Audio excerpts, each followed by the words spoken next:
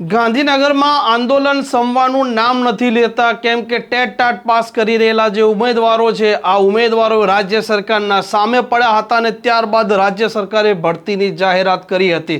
હવે નવા શિક્ષકો સામે આવ્યા છે જેમાં વ્યાયામ ચિત્ર અને કોમ્પ્યુટર લેબના શિક્ષકો આજે ગાંધીનગર ગેટ નંબર 1 સચિવાલયે ભેગા થયા છે। નમસ્કાર, આપ જોઈ રહ્યા છો હોટલાઇન ન્યૂઝ અને હું છું આપની સાથે તોફિક ગાંચી।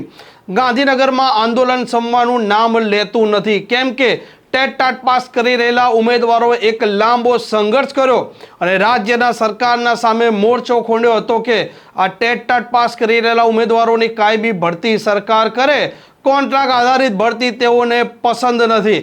આ મામલે સરકાર ત્વરિત જાગી છે અને થોડાક દિવસ પહેલા સરકારે 24,700 શિક્ષકોની ભરતી કરવામાં આવશે તેવી તેમણે જાહેરાત કરી હતી।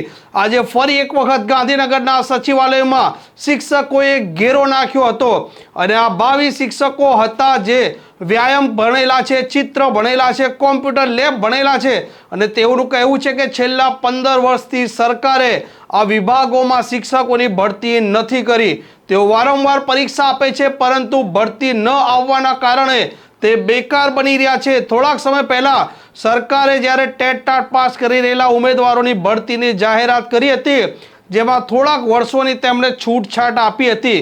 આજે ફરી એક વખત આ જે શિક્ષકો છે જે દ્રશ્યોમાં આપ જોઈ રહ્યા છો તે મુજબ ગાંધીનગરના ઘેરો નાખ્યો હતો અને તેઓની જીદ હતી કે તેઓ આ મામલે મુખ્યમંત્રી ભૂપેન્દ્ર પટેલને મળવા ઈચ્છી રહ્યા છે અને સમાચાર ત્યાં સુધી આવ્યા હતા કે 5 વ્યક્તિઓને મુખ્યમંત્રી ભૂપેન્દ્ર પટેલ પાસે લઈ જવાની તજવીજ હાથ ધરી હતી।